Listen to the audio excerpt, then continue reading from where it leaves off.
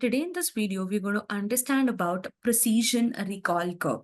We know what is precision and recall as an individual evaluation metrics is when we speak about the classification model performances.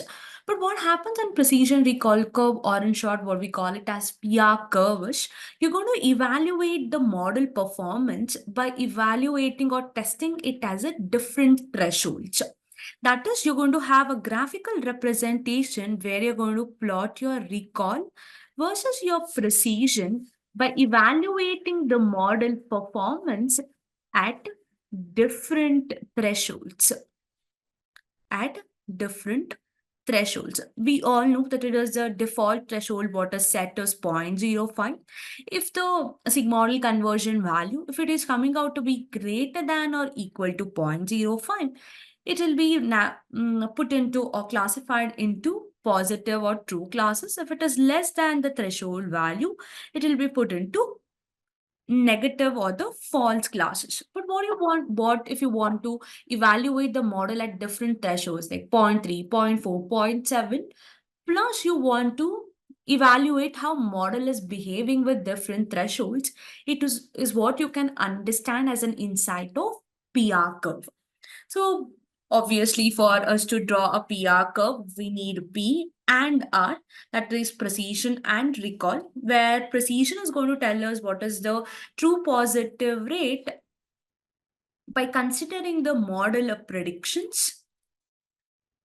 And recall is going to tell us how much true positive that model predicted by considering the actual positive data.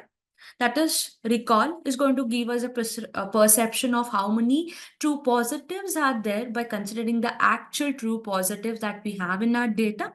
But recall is going to tell us how many true positive model predicted correctly by considering the model predictions. That is by considering the default correctives involving true positives and true negatives too. That is how we are going to draw an PR curve, where in x-axis you're going to have your recall ranging from 0 to 1. On y-axis is precision ranging from 0 to 1. That is how you're going to get a graph, something like this, where you're going to have recall on x-axis and precision on y-axis. This graph illustrates the trade-off between your precision and recall at different threshold levels. How it is happening, we'll just see and understand with a small implementation. So for implementing, I've taken a small value that is the actual labels, where I've labeled it as y true. And where I have the predicted value, here I've not taken the actual labels. Rather, I have limited myself to the range of probabilities. Why range of probabilities or the sigmoidal conversion value is taken is it is easy for the model to evaluate at different thresholds if we have the range of probability values. So we have taken both our actual labels and the predicted labels and giving it to the precision recall curve.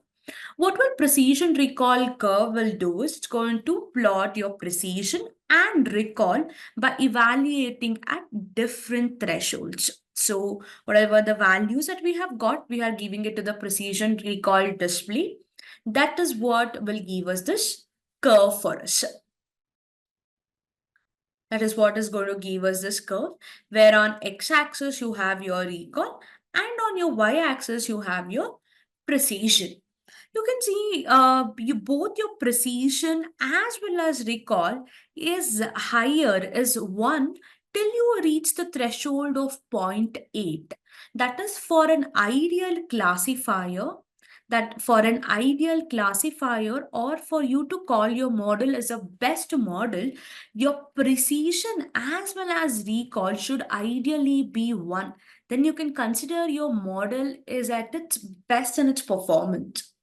That is how you are going to set your threshold to. That is, if your threshold is ranging from 0.5, ideally, if it is ranging till 0.8, both your precision and recall is 1. So that instead of going with defaults at threshold of 0.5, you can even go with 6, 7, and 8. But can you go beyond that? No, you cannot. Why? Because you can see beyond point 8, you can see a fall in your precision. See, your precision is dropping now. Now, what is the understanding of dropping in precision is?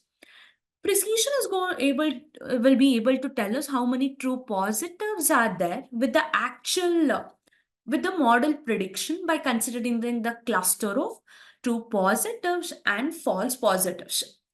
Till we have the higher precision, our true positives will be there. No, it will be predicted. It will be predicted correctly with the model.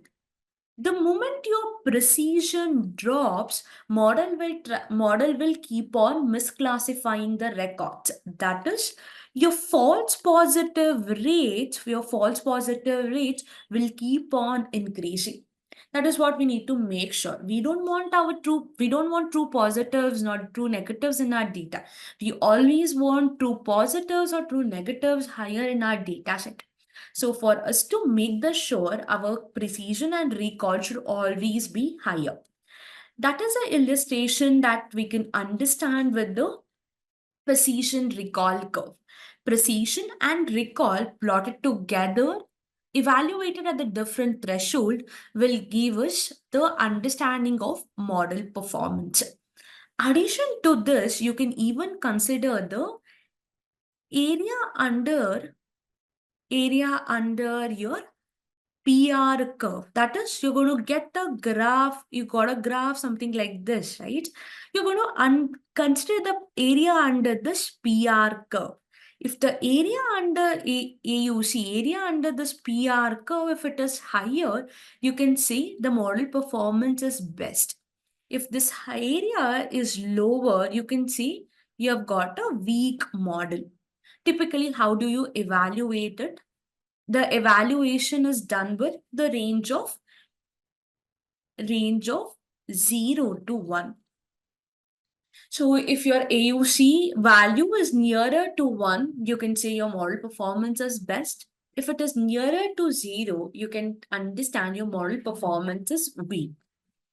With this understanding, we are wrapping up our understanding of PR curve. Happy learning, all of you.